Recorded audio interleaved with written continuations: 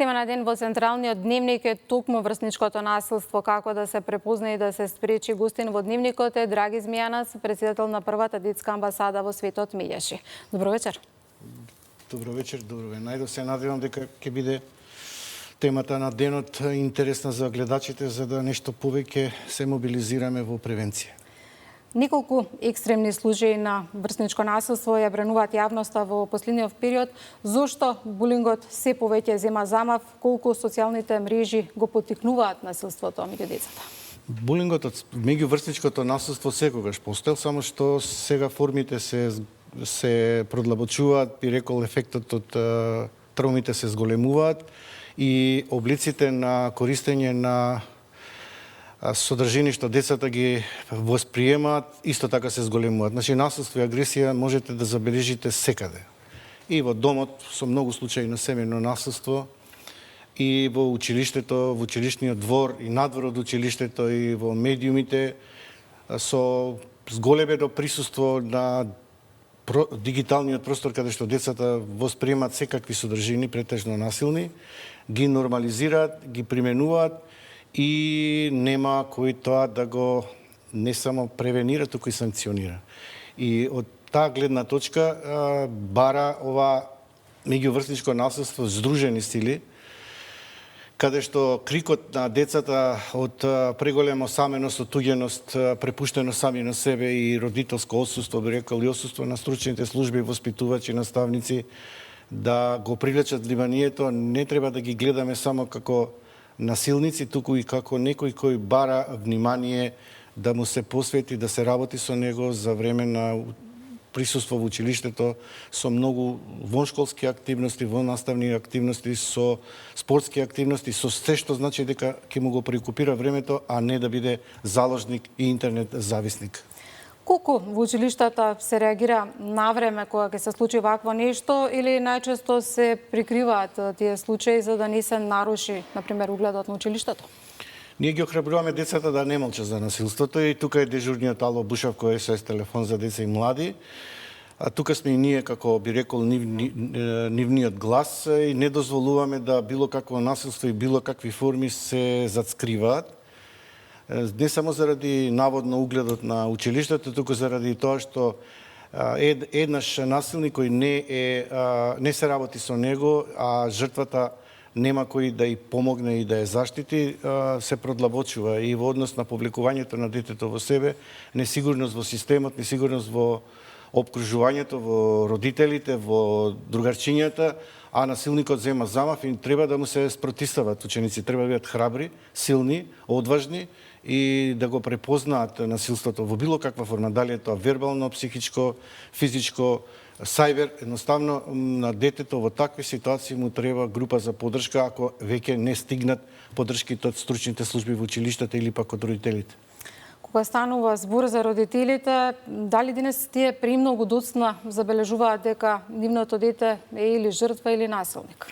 Па прво што треба комуникација на дневна основа родител-дете и да ги забележат родителите сите случувања што се случуваат кај детето, дали тоа се повлекува, дали нешто таи, дали се сочува со некакви непредвидени ситуации, како да се заштити, како да се превенира, како да го безбедно го користи дигиталниот простор.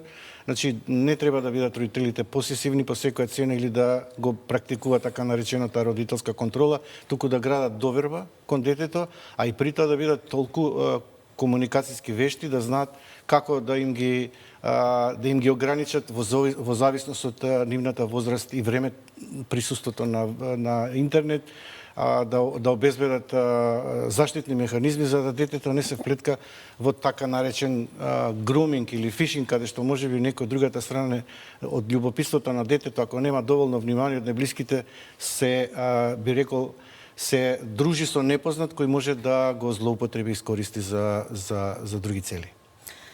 Вчера имаше и случај на злоупотреба врз девојчиња од штип од страна на наставник во приватно училиште. Зошто најголем број случаи на злоупотреба на деца пак остануваат непријавени? Дали институциите доволно ги штитат децата или системот пак реагира кога ќе се случи трагедија? Најчесто, за жал, системот е мобилен кога ќе се случи трагедија, кога граѓанскиот сектор ќе го крене гласот, кога медиумите ќе направат одреден прилог и тогаш се мобилизираат. Она што треба да се работи континуирано. Прво треба да се гради еден систем на вредности, би рекол човекови вредности, на емпатија, сочувство, солидарност, поддршка, грижа еден за друг. А за да не се случат такви брутални форми на насилство, како што беше убод со нож, или пак во Ѓорче Петров што беше случајот со децата кои се однесуваат така кон своето другарче, јас би рекол дека децата учат од возрастните и учат од се што се случува во општеството, и многу е неблагодарно да ги етикетираме, им се лутиме, затоа што тоа се рефлексија на се она што е наша слабост, наше отсуство, наша недоволна посветеност и грижа, а нивно преголема нормализација на нивното однесување нема веројатно кој и да им го објасни тоа, дека навистина таквото однесување не само што повредува, туку остава и трајни трауми. Дали децата знаат да препознаат злоупотреба и кому да се обратат, и дали треба да се сменат закони, казни за насилство и за злоупотреба пред деца? Читајќи го, сега ќе направиме еден осврт. Имавме викендов социјален танц театар, каде што децата буквално го пренесоа насилството од секојдневно што му се случува и како да се справат. Ни се еден перформанс што ќе се случи утре во Јосип Броз Тито. Денеска имавме настан каде што учествуваа институции, државен просветен инспектор, Министерство за образование и наука, полиција, граѓански сектор, медиуми. Упатив апел до медиумите да се потрудат да обезбедат и некакви други содржини за да го привлечат вниманието на децата. Мора да се работи на сензибилизација, мора да се работи на превенција и мора да се работи на поголема агилност на стручните служби, наставниците и воспитувачите, би рекол уште од рана детска возраст, од градинка па натаму. Секој едно чудно однесување на дете мора да биде препознаено од најблиските, од воспитно-образовниот процес, за да може да се разговара со него и да се детектира и открие што се случува и да му се помогне на време. Колку децата во Македонија навистина ги уживаат своите права или пак тие остануваат само на хартија? Рековте дека имате и кампањи и активности за да се подигне свеста за правата на децата. Не само кампањи, не само секојдневна активност. Имаме дежурен телефон и сите индикатори што ни укажуваат. Еве сега во понеделник имаме пресконференција за Ало Бушавко, каде што јас кога го прочитав на брзина забележав дека 50% од случаевите се со нарушено ментално здравје, 22 обиди за самоубиство, значи насилството и агресијата е толку многу зголемено. Тие 280 случаи што ги имаат нашите СОС оператори регистрирано, тоа укажува дека општеството ни е, да не кажам болно, ама сме во некаква патологија каде што не можеме причинско-последичните врски да ги откриеме на време, да се консолидираме и да се справиме за да можеме на децата да им обезбедиме не само родителски безбеден простор, туку и училишен безбеден простор и безбеден простор на улица. Едноставно децата се осамени, туѓени, препуштени сами на себе, а бараме да бидат одговорни, а не доволно грижа водиме за нив. Која е вашата порака до децата, која до родителите, а која до институциите? Да бидат храбри, да бидат своји, да не бидат послушни, зашто ги учиме да бидат послушни, да го кренат гласот кога ќе забележат дека нешто им се случува, да дојават.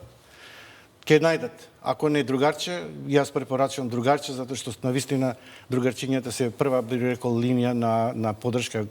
Потоа родителите секако тука, сотрудничните служби, граѓанскиот сектор, Ало Бушавко го препорачувам, затоа што навистина од другата страна има кој да ги слушне, со кого да разговара и ние, ако ништо друго, ќе извршиме притисок до институциите со брза интервенција да му се помогне на детето. Ви благодарам за гостувањето во Централниот дневник на Јавниот сервис. И јас вам ви благодарам за поканата.